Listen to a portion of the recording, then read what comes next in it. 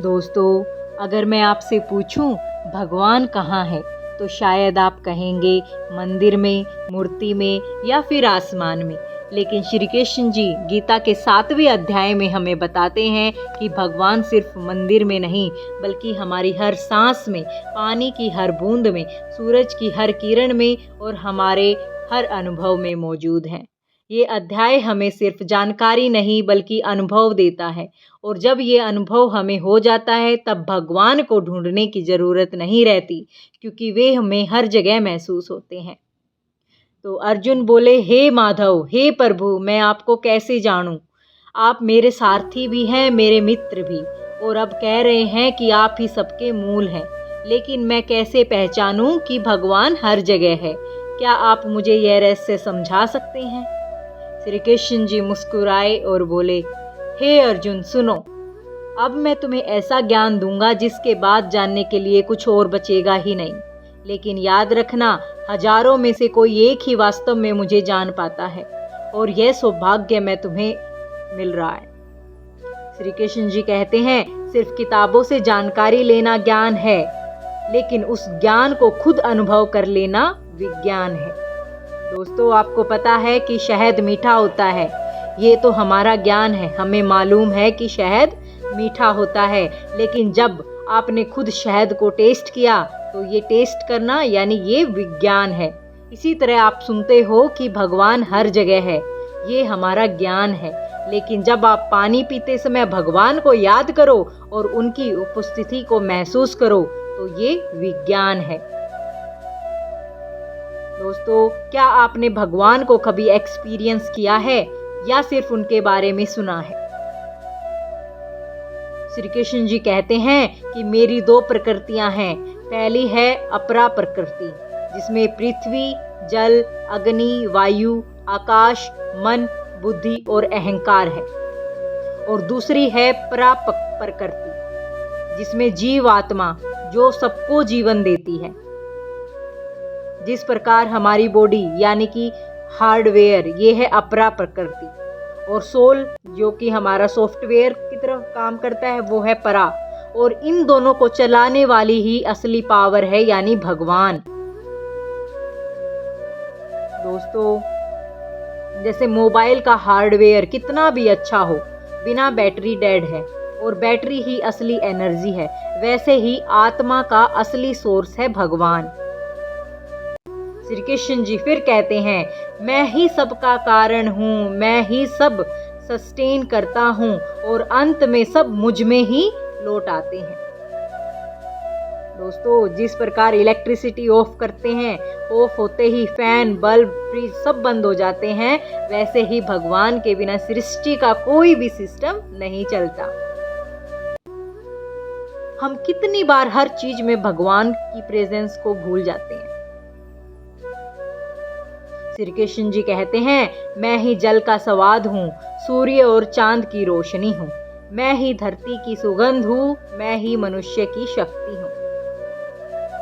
गर्मी में जब आप ठंडा पानी पीकर राहत महसूस करते हो, वो रिलीफ श्री कृष्ण जी हैं। रात को चांद देखकर जो शांति मिलती है, वो शांति ही श्री कृष्ण है।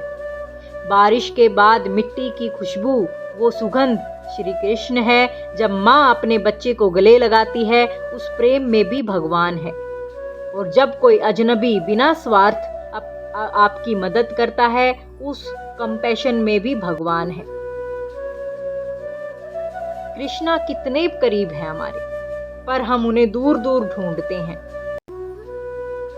श्री कृष्ण जी कहते हैं, मेरी यह माया बहुत शक्तिशाली है, ये 3 गुणों से बनी है, सत्व ज्ञान और शांति, रजस इच्छा और कर्म, और तमस आलस और अज्ञान।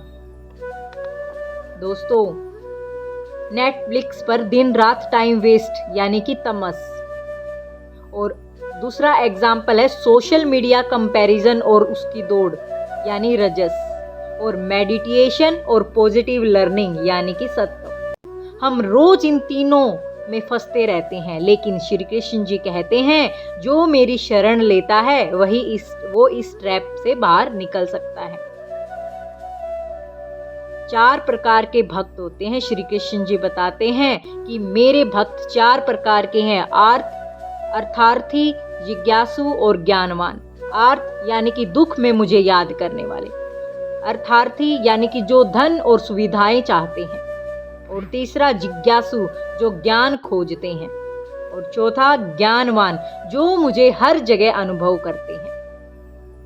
दोस्तों, आज के एग्जाम्पल से इसे समझिए कि एग्जाम से पहले स्टूडेंट, हे भगवान मुझे पास कर दो, यानी कि ये अर्थार्थी था।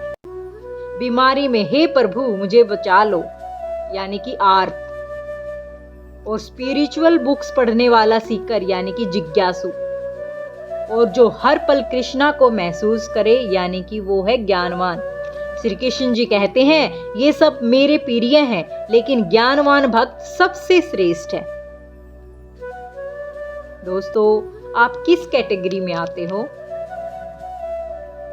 दोस्तों, श्री कृष्ण जी कहते हैं कुछ लोग देवताओं की पूजा करते हैं जो कि टेम्परेरी फल पाते हैं, लेकिन असली और परमानेंट फल वही है जो मेरी शरण में आता है, क्योंकि मैं ही परम लक्ष्य हूं। दोस्तों, श्री कृष्ण जी फिर कहते हैं सब कुछ मुझसे उत्पन्न है और अंत में मुझ में ही लौटता है, जैसे समुंदर से लहरें उठती हैं और समुंदर में ही लौट जाती हैं। दोस्तों, आपकी हर सांस, हर धड़कन, हर मुस्कान सब कृष्णा की देन है। दोस्तों, ये अध्याय क्यों यूनिक है? क्योंकि यहाँ कृष्ण खुद रिवेल करते हैं, मैं ही जल का स्वाद हूँ, रोशनी हूँ, सुगंध हूँ। यहाँ माया और 3 गुणों का रहस्य बताया गया है, और यहाँ भक्तों की जर्नी समझाई गई है। और ये अध्याय हमें एवरीडे स्पिरिचुअलिटी सिखाती है, यानी भगवान को हर छोटी चीज में देखना। दोस्तों, मॉडर्न साइंस भी कहती है कि सब एनर्जी है। गीता कहती है वही एनर्जी ही कृष्णा है। गीता कहती है दैट्स एनर्जी इज डिवाइन। आज पूरी दुनिया मेडिटेशन और माइंडफुलनेस सिखा रही है, लेकिन गीता हजारों साल पहले ही बता चुकी है शांति बाहर से नहीं, हमारे अंदर से आती है। दोस्तों, आज के इस अध्याय की जो सीख है कि भगवान को दूर मत ढूंढो, वो हर जगह है। और दूसरी सीख कि टेम्परेरी डिजायर छोड़ो, परमानेंट पीस कृष्णा की शरण से है। और तीसरी सीख हमें ये मिलती है कि माया स्ट्रोंग है, लेकिन श्री कृष्ण की शरण से टूट सकती है।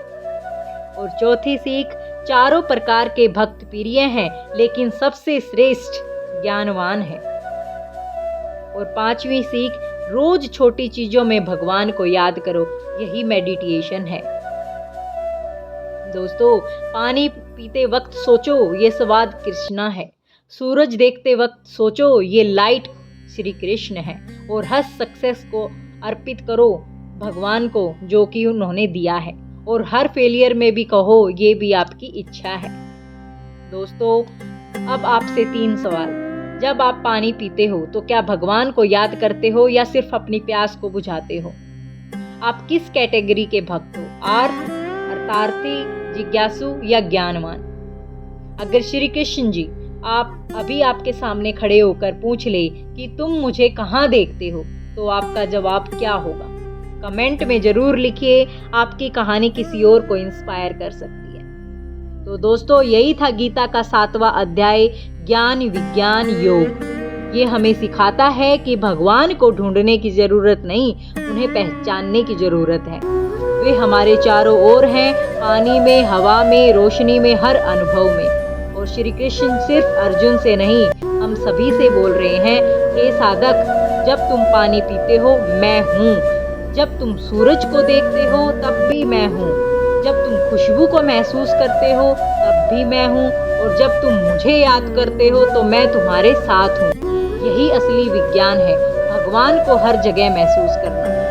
अगले अध्याय में हम देखेंगे अक्षर ब्रह्मा योग, जहाँ कृष्णा मृत्यु और अमृतों का रहस्य खोलेंगे। तो जुड़े रहिए, क्योंकि गीता की ये यात्रा हर कदम पर आपके दिल और दिमाग दोनों को बदल रही है।